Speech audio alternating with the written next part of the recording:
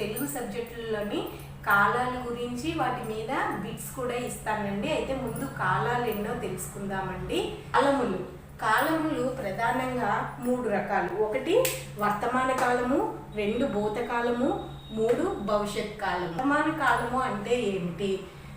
వర్తమాన కాలం అన్నదాన్ని అంటే ప్రస్తుతం జరుగుతున్న దాన్ని వర్తమాన కాలం అని అంటారండి. ఉదాహరణకి నేను ఇప్పుడు లెసన్ చెప్తున్నాను, అది వర్తమాన కాలమే.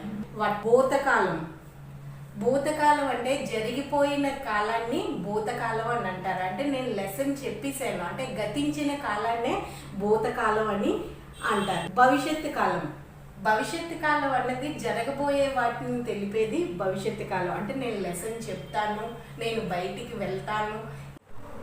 తెలుగులో కాలములు ప్రధానంగా ఎన్ని విధములు? 3 విధములు.